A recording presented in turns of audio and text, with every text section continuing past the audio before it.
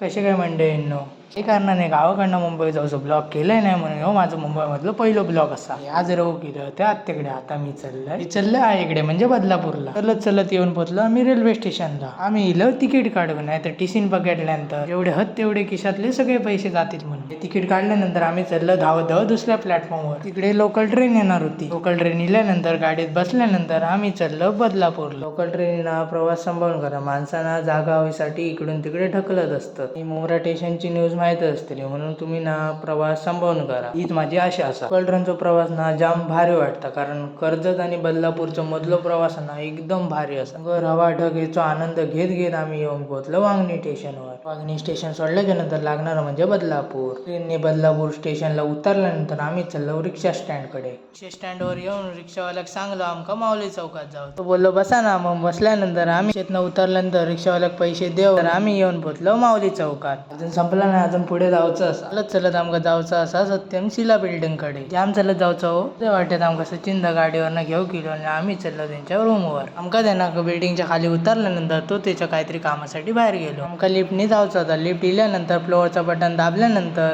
जरा आरशात आकडलो, बघ कसं मारता आम्ही येलो. निवर इल्यानंतर आम्ही येऊन पोहोचलो रूमवर. रूम मधनं दिसणार निसर्ग बघा, जाम भारी वाटतात, जबरदस्त. तुम्ही तो जर फॉलो करा आणि युट्यूबला नक्की सबस्क्राईब करा. चला तर मग.